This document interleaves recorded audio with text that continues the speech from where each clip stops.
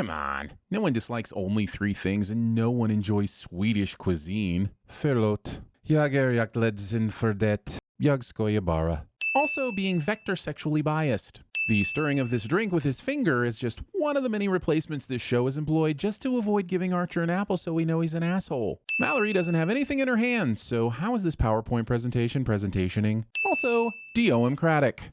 What in the absolute is being taped so frequently that it warrants this tape dispenser taking up the entire left side of this desk? And on second barrel, I come out all John Wooey. You're going to need to be more specific. That could be anything from doing unnecessary flips to doing unnecessary face surgery. Oh no, we won't give our baby chocolate. Refusing to give a baby the deliciousness that is chocolate.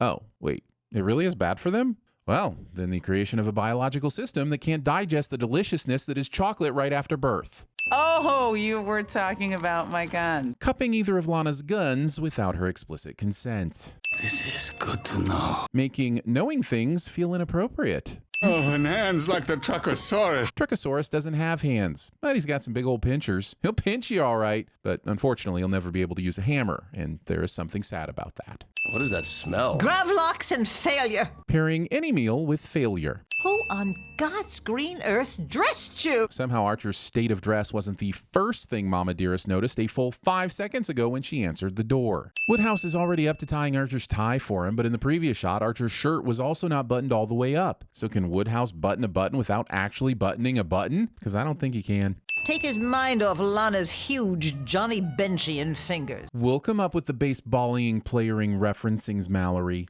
Putting your cigarette out in what looks like a pile of potatoes, when we all know beans and onions are much more effective at extinguishing a flame. What is that, a calcium supplement? Neglecting the more important question of whether or not it's carbonate or citrate. And if you don't think the distinction is important, you should ask yourself if you want gas, because that's how you get gas. So what? I call him Fisteroo Butter. But it doesn't just fit. Well, damn it. Pam's ability to take something that's funny on its own and then send it into orbit is going to knock a sin off the counter, isn't it? Except for the negrets. Being old-timey offensive is still offensive. F***ing hipsters. Destiny? No, she's not passable. With that Adam's apple, she looks like she swallowed a Rubik's Cube. Archer says something offensive because he has no filter and no real understanding of right or wrong, and the audience is supposed to find it funny just because it's a terrible thing to say. Cliché. When I served in the King's African Rifles, the local Zambezi tribesmen called human flesh long pig. Never much cared for it. Being able to stomach eating people, but still letting Archer treat you like dirt. Woodhouse. F***ing bite his ass. Help with what, sir? No, I was addressing you as help. Addressing the help as help. Do you want a chocolate pie that includes an ingredient of feces? Because this is how you get a chocolate pie that includes an ingredient of feces. I wonder if Dr. Panty Model knows how many pounds of pressure it takes to snap a human collarbone. She probably uses the metric system. Cyril would be the #1 agent at TVSins. I find your lack of faith disturbing. I find your mannish hands disturbing. I find it unbelievable that Lana walks around quoting Star Wars, but here we are. And yes, I'm not calling it A New Hope or Star Wars Episode 4. It's f***ing Star Wars and you f***ing know it. I find your mannish hands disturbing. I think they're kind of sexy. They're fingers, Pam, not kielbasa. Thinking chirophilia and cytophilia can't occupy the same space and time. Yes, Major. I am in position and ready to eliminate the target. First off, the only position you're in is the one of sitting down in the bathroom variety. And second, why are you taking any kind of chance on someone outside the bathroom hearing this conversation? Shouldn't you have laid out all of these plans before getting to Mallory's home? Odin will find it much harder to bribe a dead man for the UN contract. And I will find it much more enjoyable to work with the woman who runs ISIS. Ha ha, fun joke, Yakov. But if you know that Mallory is trying to get the UN contract, how does killing Utne prevent Odin from getting the UN contract? Serve your goal of becoming her inside man. Sure, it creates all the fun multiple assassins hijinks that ensue, but this story could use a little clarity on how all its spycraft nonsense actually works.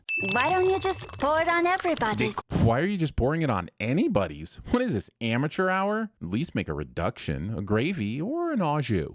I kept it on the nightstand to wake Nanny whenever Sterling wet the bed. Wait, whose bed? It was always don't ask, don't tell. Why would Cheryl even think to ask this question? Mallory's statement was in no way confusing in regards to this area. They were blanks, weren't they? Only if the back of his skull picked that exact moment to explode outwards. What? I'm confused too, Mallory, because Torvald was shot in the chest and fell back before he could have been shot in his skull.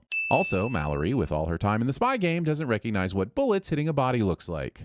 I think you have some serious and unresolved issues with your father. Yeah? Yeah. And maybe that is why I date a wrinkled old man like you! These two need to go to couples counseling so they can unpack this relationship and stop asking us to. Now, Sterling, drop your gun between the bodies. No. Have you ever seen CSI? This is already like Clue Town. Episode promises us a visit to Clue Town, but episode never delivers on said visit to Clue Town. Well, this tort's a winner, Mallory. What was that name again? Clodcaca. Damn it, Cyril. Klakaka is much closer to a brownie or chocolate lava cake than it is to a tort. Also, who got all the f***ing blood out of the carpet?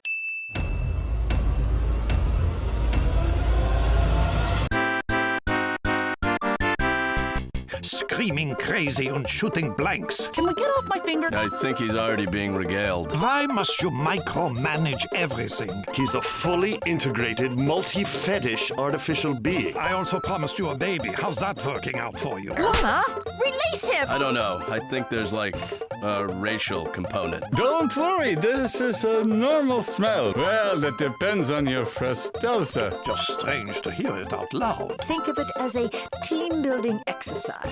Odin can suck it. Whoa, this tastes weird. For 6 years running, the contract has gone to Odin. I am Odin! The first, we make a big phony attempt to kill Torvald Utne. Okay, and the second? Well, phase 3 is profit. What does that smell? I could have been at a barbecue! You haven't even tried the fish ball. Saggy bottom balls is what she called me. When I served in the King's African Rifles, the local Zambezi tribesmen called human flesh long pig. Tastes like paint. I find your lack of faith disturbing. I sense a distressing lack of enthusiasm on your parts. Your only condition is that you are a stupid, crazy girl. You're a shitty old man with a tiny shriveled penis.